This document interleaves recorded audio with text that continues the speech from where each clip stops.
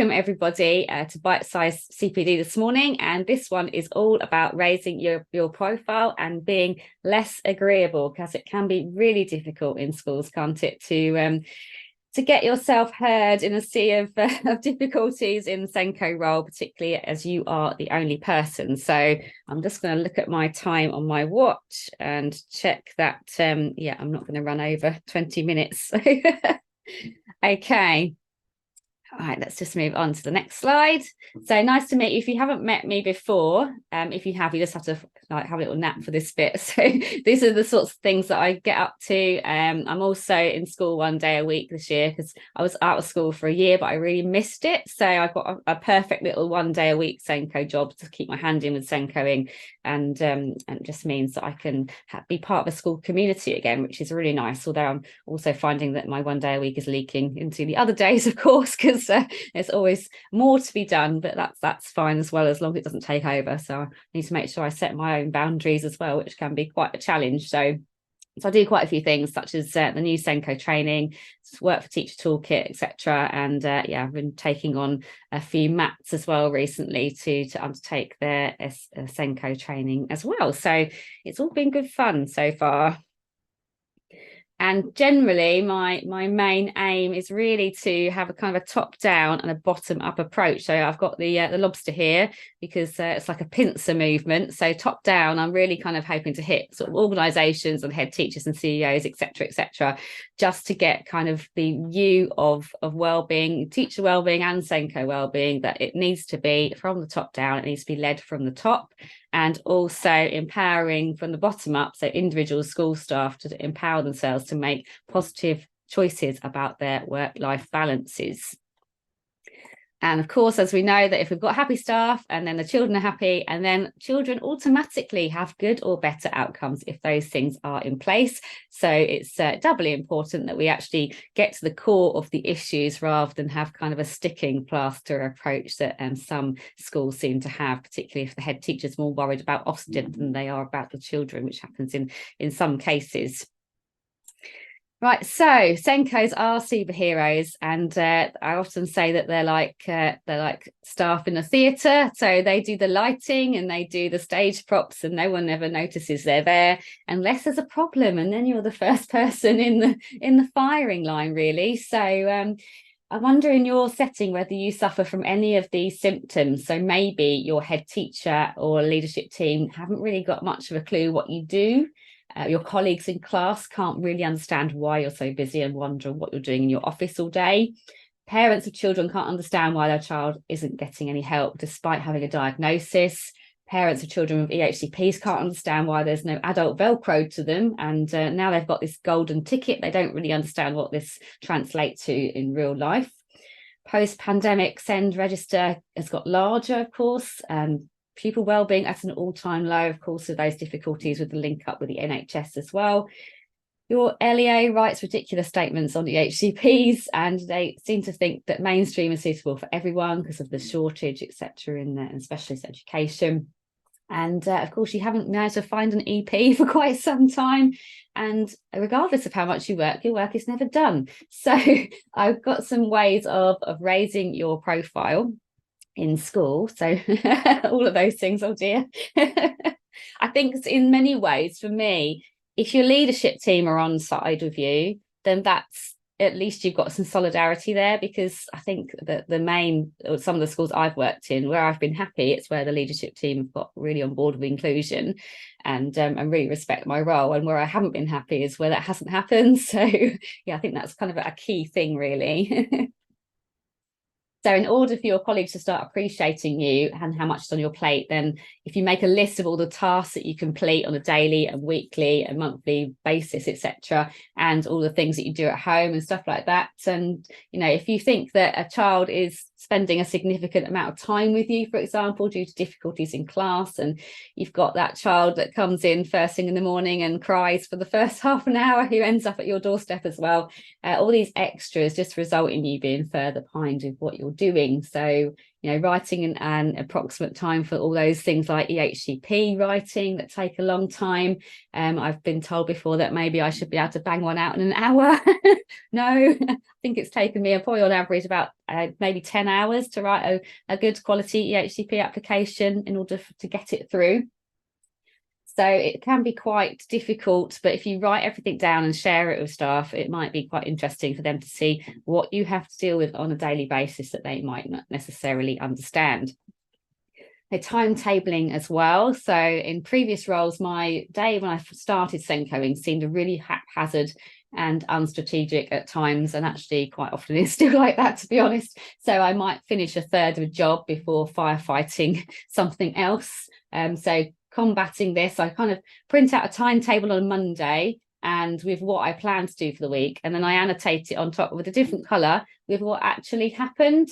So this actually lets you know what you do outside of your time as well, and also lets leadership know what you plan to do versus what actually happened, and then they can help you to possibly strategically prioritize your time if that's something that you need help with, or get you some extra support in many areas.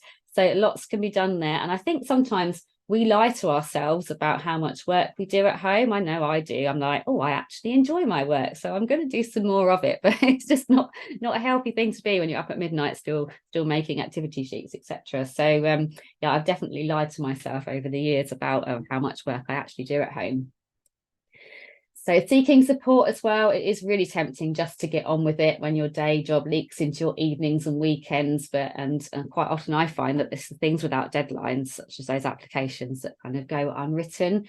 And if it's an individual child that needs that support, it really, Senko guilt is a thing, isn't it? So it doesn't really sit well with our naturally empathetic souls. And I definitely think that Senko guilt for me has been worse than teacher guilt, because I think because the things that remain undone are the things that actually affect individual children and have a direct impact on children. Whereas I think the things that you don't quite manage to do in a class of 30 is kind of just affects a 30th of everybody, if you like. So the perfectionist in me kind of struggles to balance the expectations and the paperwork as well. And I haven't been very good at asking for help either. So also it depends on your setting. I know that some schools still don't really appreciate people asking for help either, so it kind of depends on where you are, and if you're in an environment like that, maybe time to consider whether it's the right setting for you if seeking support is seen as a problem. Networking. So it's very lonely when you're the only one, so take any opportunities you can to build a network. There's obviously lots of groups on Facebook like this one, and I know I do a lot of work with Sensible Senko, and they're more like nuts and bolts of Senkoing. So if you've got any technical questions, they're really good to ask. And I've got my own Essex-based one as well, which is for Senkos and aspiring Senkos in Essex, so look out for that one if you're Essex-based.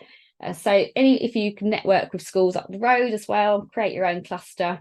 And there's lots and lots of common threads for Senko grievances, and it's much better to grumble and ask advice of people that actually understand the role, because sometimes you grumble and they don't really get it.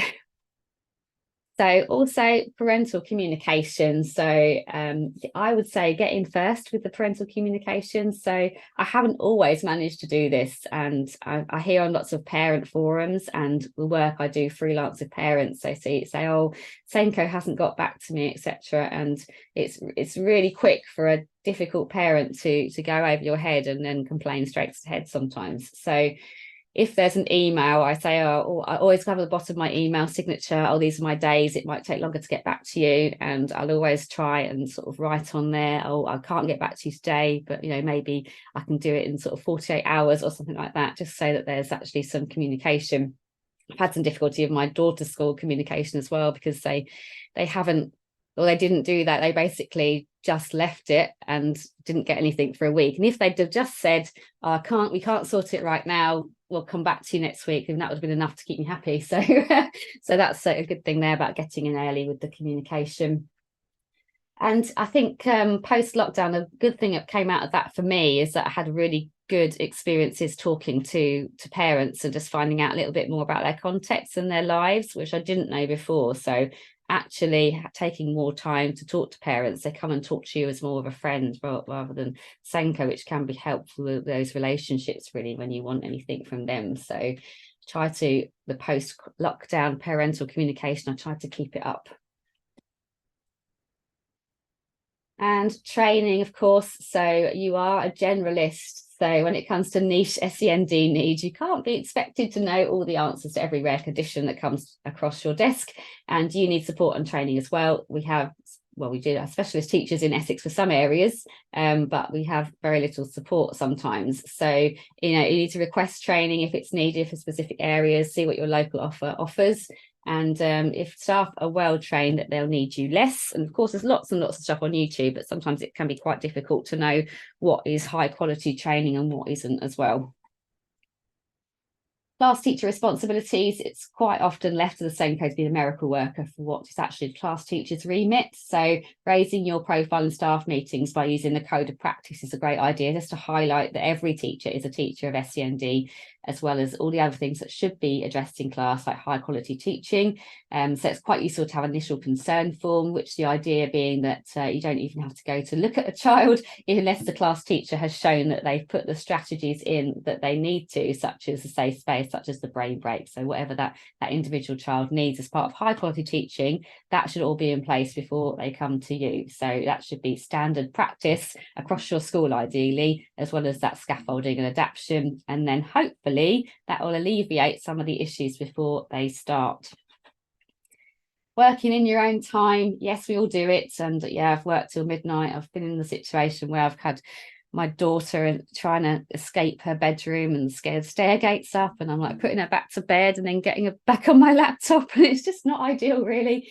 So just try and keep on top of that and just set some healthy boundaries around that, because when it starts interfering with your family life, it's time to do some rethinking.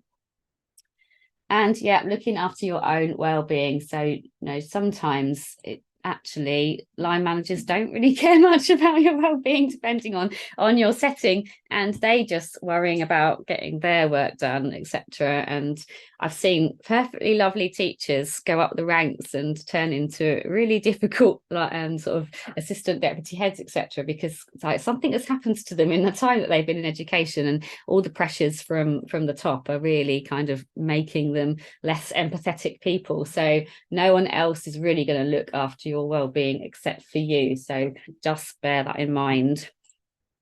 Okay, so next one I've got all about being less agreeable. So first of all, don't just say yes to things. Have a think about it first. Pause and say, oh, I'll come back to you tomorrow, or I'll have a think about that and let you know. Just don't be a yes person straight away, because sometimes I'm really enthusiastic and keen. I'm like, oh, that's going to be an amazing idea. I'd love to do that. But actually, if I go and reflect on it, I'm like, do I really want to do that? I think I'll say no this time. So having those boundaries. And if you can politely challenge any unnecessary workload in staff meetings, that's handy, particularly those situations where you have like a set of data and they want it kind of put into another format, which is no different from the format before, just someone wants it in a different way. So that sort of thing is really annoying and kind of it's quite detrimental really to staff well-being, because I don't like doing a job twice, certainly. Check your whole school well-being is more than about just cake, because well-being needs to come from the top. And if you are not in a healthy school from that perspective, just have a rethink of your position. Not bending to parental demands is quite easy sometimes, just to try and keep parents happy, but sometimes you'll keep making a rug for your own back, because obviously whatever you do for one parent, you kind of have to replicate that with other parents as well. So it's sometimes difficult to say no to parents, and sometimes I've been stuck in the middle, and what I believe is right for the child is not the same as what the school believes is right for the child. And in those situations, I've just sort of said to the parent, I think you just need to put this down in writing, because the school's position is this. And hopefully reading between the lines, they can think that maybe that's not your position, and you think that they should be doing something different as a school. And yeah, I would always recommend that parents put in writing anything that they've got a grievance with. With the LA, make a nuisance of yourself. Don't take no for an answer. So if your HCPNA doesn't go through, just go back again. Just keep going back until you get what you want, basically. I employ the same tactic when I go to the doctor. So if I don't get the answer I want, I just make a nuisance of myself until I do, because actually, and I think we know with the parental demands and things, it's the ones who shout the loudest which get the most, which it really shouldn't be like that. But that unfortunately seems to be the way it's going at the moment. So don't take no for an answer. Just reading that there from Samantha. What can we do say when we say no to a head teacher's request and it's made to sound like an ask, but turns out it's a demand? I think it's a challenge, isn't it? Because I've over the years done so much that I shouldn't have done because head teachers, etc., have demanded it. But I think going back to your union guidelines for things as well is quite helpful sometimes, and just pointing out politely that you don't have to do this, this and this, or just say, yes, I can do this, but what do you not want me to do, so I can fit it in. Maybe we can have a meeting so that I can do this, but you're going to have to tell me what you don't want me to do so I can fit that in. So that can be really difficult. Yeah, that's never an easy one, is it, if it's a head teacher demanding things of you? Again, there's lots of wellbeing research. So BASFAR, if you Google BASFAR Senko workload, there's a lovely big document on Senko workload and lots of best practice ideas for schools. So if you can quote the research to your school, that is good as well. Finding out what other Senkos do elsewhere. It's always interesting to do a little survey to find out what different Senkos have in different contexts. So I've known Senkos who've got a massive caseload and only have an afternoon to do it all because they're teaching the rest of the time, whereas other Senkos have 3 days a week to do their role and it's still never done. So it's quite interesting to see the variety. And write down your healthy boundaries at the start of term and try and stick to them. So I've got a post called, I think it's a Wellbeing Oath on my website. And if you can write down your own Wellbeing Oath and then sort of print it out and stick it on your desk just to remind yourself what you should be doing, then that's a good idea. There's always a martyr in school as well, isn't there? There's always someone who will just stay till 7 p.m. and arrive at 7 a.m. and they just like as if they're doing more work than everybody else. And that's not very helpful either for teacher wellbeing. So I made this poster last year, and it just goes just to consider that the concept of teacher burnout, or Senko burnout in this instance, if we change that word burnout to exploitation, what would that look like instead? So if we were thinking about what causes burnout, we've got the poor workplace relationships. It's exploitation when line managers who are poor communicators don't behave in a respectful manner, and you end up with being micromanaged or a lack of autonomy, for example. Insufficient planning and preparation time. You need to use a lot of time in order to plan and prepare. That's kind of exploitation. It's a profession problem. It's not just a school problem, because it's not any different anywhere else a lot of the time, but it is verging on exploitation of the government, if you want to put it back up there, because it all feeds down, doesn't it? Lack of staff, exploitation again, needing to complete extra duties if you've got to cover people. Unrealistic expectations, so managers using the threat of Ofsted as a quick fix, leading to school improvement at the detriment of those high quality systems, especially in terms of inclusion and SEMH support. Exploitation when there's increased student and parental needs, and students who often have special needs or SEMH, etc., and teachers don't have the resources to be able to deal with these. And over scrutiny, that's a really difficult one, isn't it? And it's definitely exploitation when you've got people wandering in and out your classroom all the time. It's really stressful. Endless book looks and learning walks and feedbacks, etc. All these things can be done in a much more human way. So burnout is the issue with the teacher, exploitation is the issue with the system. So it's just a little bit about flipping that narrative a little bit, and just in terms of thinking about it in a different way. So I've just got here some different ways, some helpful phrases to say I'm not doing it, basically. So there are many polite and respectful ways to say no, depending on the context and your intentions. So I've just got some ideas of ways to say no. You might want to watch this back, write some of them down, record some on your phone just so that you can refer to them, because it's in the moment. It's really easy just to go, oh yeah, I'll do that. But you can say no in a variety of different ways. So you can be direct and polite, saying no, thank you. Thank you for the offer of more work, but not at this time. I'm afraid I can't, and I'd rather not do that. Thank you very much. An explanation, although I don't sometimes think it's a good idea to offer an excuse why you can't do things if you just don't want to do it. So you don't need to offer an excuse. You can just say no to respect your boundaries. But you could say, I can't manage to do it because I've got playground duty, I've got an after school club, and I've got a parent who's coming to see me, and I'm triple booked at that point. I have a prior commitment on my time for that deadline framework or time frame. I'm swamped with work right now and can't do it. Like we all are swamped with work. An alternative, I can't manage that deadline, but I can do the Tuesday after. I can't help you this week, but possibly next week I'll put it in my diary. I don't have the capacity today, or ever, in fact, but I can possibly fit it in on Friday. I'm not sure what you mean. How about we look at it together? If someone wants you to do something, particularly if it's like, I don't know, write an IEP or a one plan for them, and it's kind of a teacher job. I'm like, well, yeah, that's fine. I'll happily train you and we can look at it together on this occasion. But next time I want you to do it on your own, and then I'll check it afterwards. So all about upskilling people, because it's very easy sometimes. It's a lot quicker for Senkos to do the work themselves rather than try and get it in from class teachers who should be doing some of the things, but then it doesn't upskill the teachers in doing stuff themselves.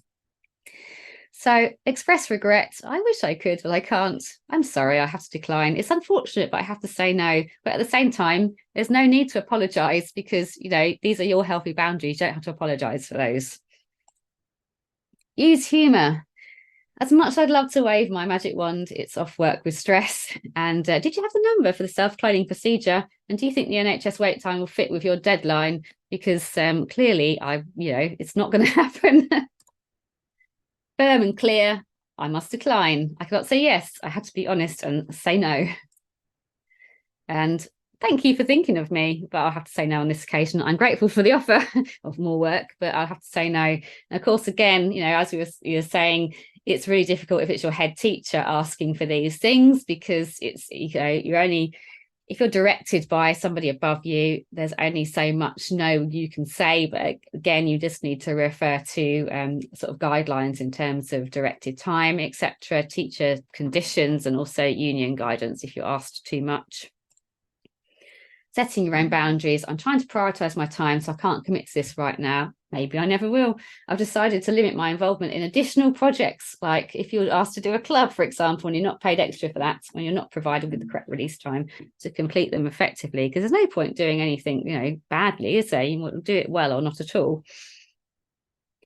And if that fails, the broken record technique of just keep repeating yourself. And, if you want to sit down with me and look at my workload and time management, and we can look at it together, and then you can tell me what I'm going to stop doing, or maybe you can get me an admin assistant so I don't have to do all the filing, because I'm a very expensive filer.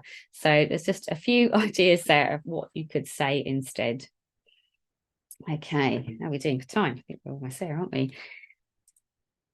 Non-verbal cues. So just shaking your head, walking off, that might work. Hand gestures. And yeah, but lastly, my joke there, just give them the finger. No, don't do that, because particularly if there's children, don't say it's my idea. Maybe do. I'll leave that one up to you. Okay, lastly then, just a little reminder of the sorts of things I get up to in my spare time. So I do lots of SEND support packages for individual schools, and also MATs as well. So in package with the individual schools, there's CPD sessions. All my webinars for Senko training are included in that. There's ongoing support over the year, so you'll have direct access to me if you want to answer any questions, etc. All my resources are included, and there's a subscription area as well. And there's also best practice recommendations, because I'm working on the job at the moment. I've got lots of experience and it's all good fun.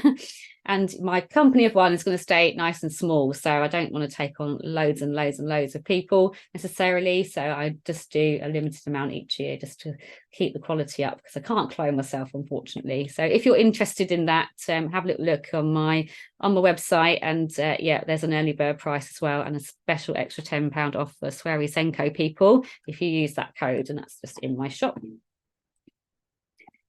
And that's just a few other things I can do, particularly if you're in Essex. I can actually come and visit you, which is nice to get out of different schools. I've done a lot of interview coaching as well. So if you are thinking your school's a little bit dodgy and you want to move on, interview coaching is good fun.